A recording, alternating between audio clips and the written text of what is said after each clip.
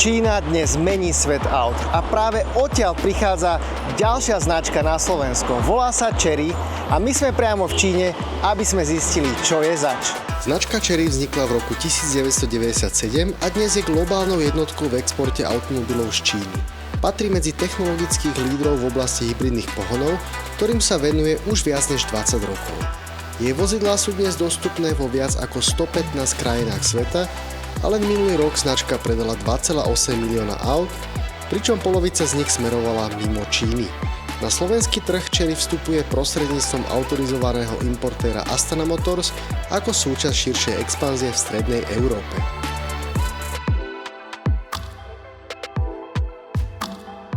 Prvou zastávkou je autosalón v Pekingu, jeden z najväčších automobilových výstav na svete.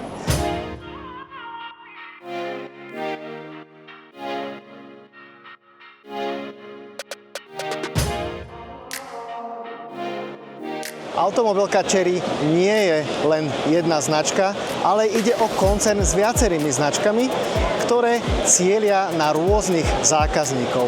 Základ tvorí Chery. Táto automobilka alebo značka sa zameriava na praktické a cenovo dostupné autá. Na autosalóne Chery predstavilo novú stratégiu for Family a spolu s ňou aj úplne nový model Tiggo V. Auto, ktoré sa dokáže flexibilne prispôsobiť prakticky všetkým potrebám rodinného cestovania. Práve Tiggo V je prvým veľkým príkladom toho, ako chce Chery pretaviť svoju rodine orientovanú víziu do reality. 7-miestny Tiggo V totiž kombinuje výhody SUV, MPV aj pick-upu do jedného auta. A čo je dôležité, príde aj na Slovensko. A ešte predtým, než sa presunieme do Wuhu, sme stihli na chvíľu nasať atmosféru Pekingu. Tak si poďte vychutnať krátky zostrih z mesta.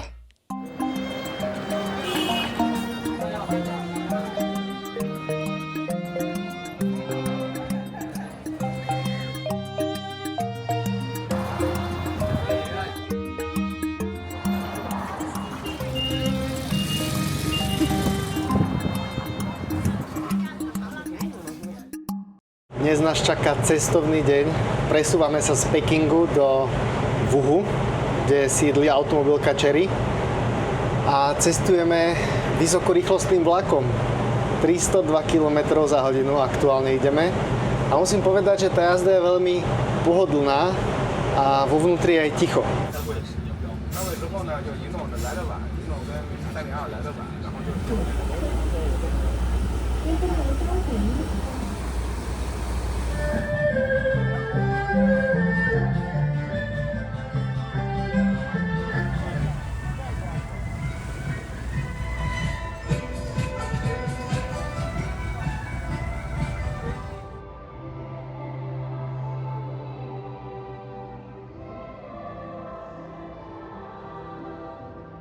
Už sa nachádzame vo Wuhu a práve mierime do fabriky Chery.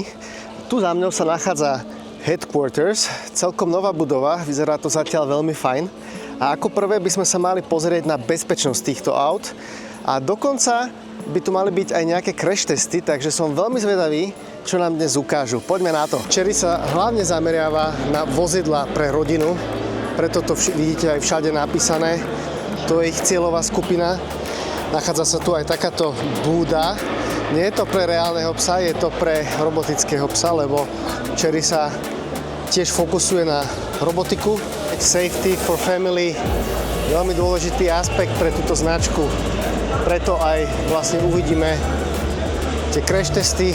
Máme tu naozaj veľa toho materiálu. Je tu vidieť, koľko tých testov robili, aby nás presvedčili o tom, že ide o bezpečné auto. Je to predsa nová značka, takže som rád, že si to takto môžeme celé pozrieť.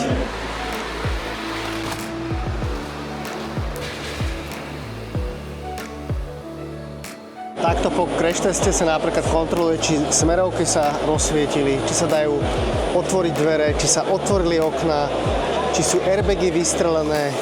Takisto sa samozrejme sleduje deformácia. A bolo to celkom hlučný ten náraz. A trošku to aj zadymilo, ale inak žiaden oheň, nič. Zaujímavé to takto vidieť naživo. Takto to vyzerá zozadu, keďže sa v podstate zrazili 3 auta. Takto to vyzerá zblízka. Zaujímavé, že sú to teda aj označené časti tváre, aby teda sa presne pozrelo, že aký bol ten impact, teda kde presne.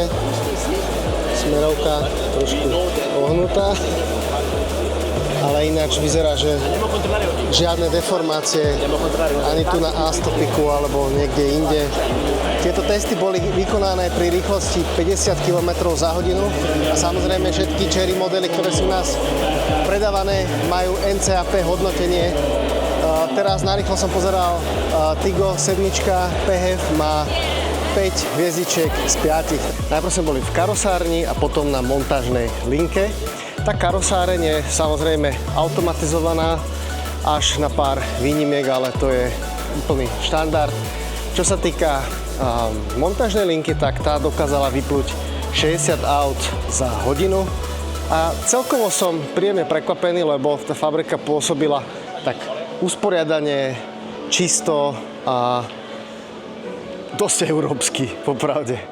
Chery má vlastný vývoj, vlastné motory a vlastné platformy, čo je podľa mňa tajný recept k úspechu, lebo nie ste zbytočne odkazaní na dodávateľov, všetko trvá rýchlejšie a viete chrliť nové produkty.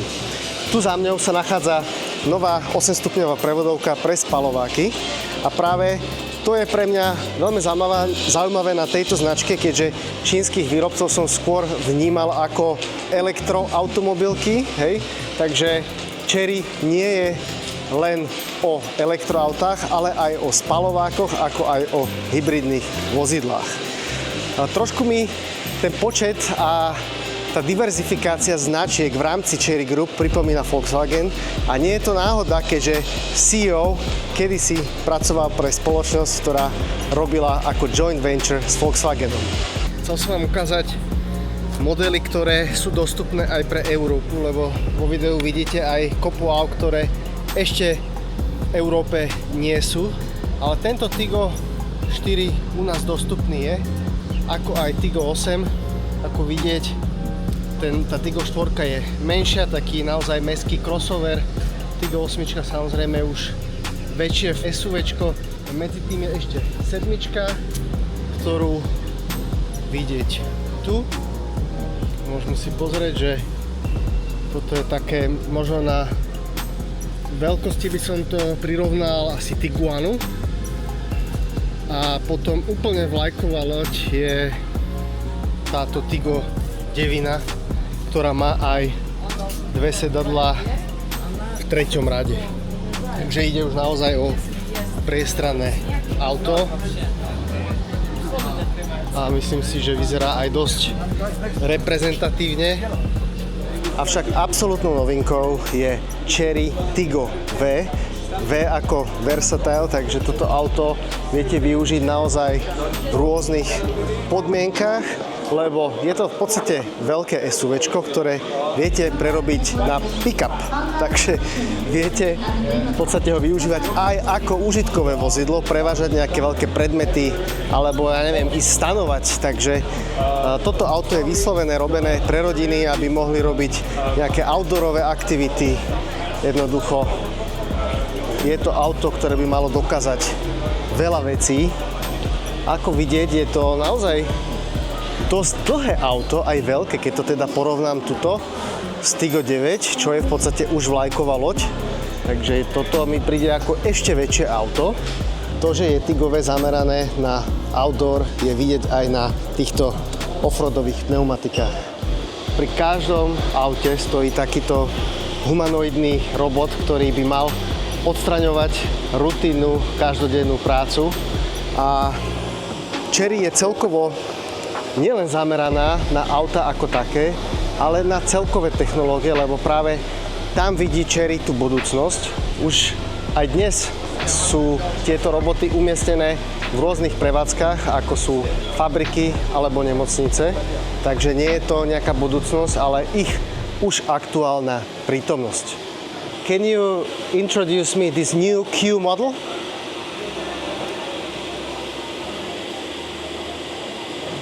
The Chery QQ3 inherits the classic QQ design, inspired by urban overpasses and digital elements.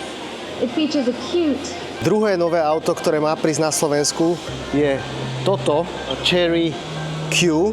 A musím povedať, že na to, ako to auto pôsobí zvonka celkom malo, tak vnútri je extrémne veľa miesta, hlavne na zadných sedadlách.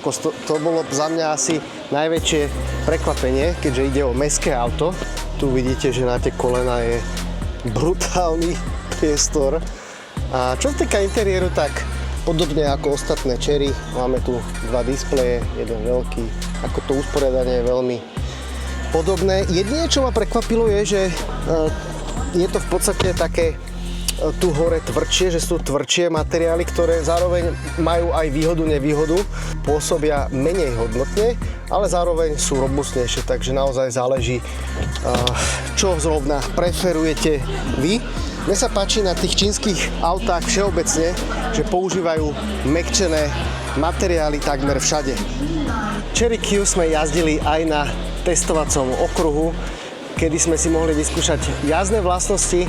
Ten podvozok bol zameraný na komfort, takže bolo to celkovo také mäkké, aby ste sa počas tej mestskej dopravy vedeli pohodlne dopraviť.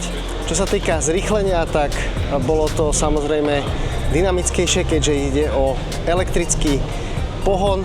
Príjemne ma prekvapil aj batožinový priestor, keďže aj ten je na tieto kompaktné rozmery dosť veľký. Jednoducho je to zaujímavé, šikovné auto do mesta, ktoré zaparkujete všade, ale nie je to kompromis, lebo máte tu dosť veľa priestoru. Tento výlet do Číny ma len utvrdil v tom, že Čína to myslí s autami smrteľne vážne. Veľmi ma prekvapuje, akou rýchlosťou dokážu prinášať nové produkty. Jednoducho oni pracujú non-stop, mám pocit. Stále otvárajú nejaké nové fabriky, nejaké nové vývojové centra, majú nové spolupráce. Jednoducho oni majú také tempo, že je to niečo pre mňa až nepochopiteľné. A páči sa mi, že oni už v podstate majú ďalšiu víziu, ktorú sa snažia momentálne nejakým spôsobom uchopiť, a to je robotika. Hej, takže prepájajú tú technológiu a snažia sa vytvoriť nejaký celkový ekosystém, takže myslím si, že majú to veľmi dobre nastavené a práve automobilka Chery vstupuje na náš trh a som veľmi zvedavý, aké značky ďalšie a vozidla prinesie.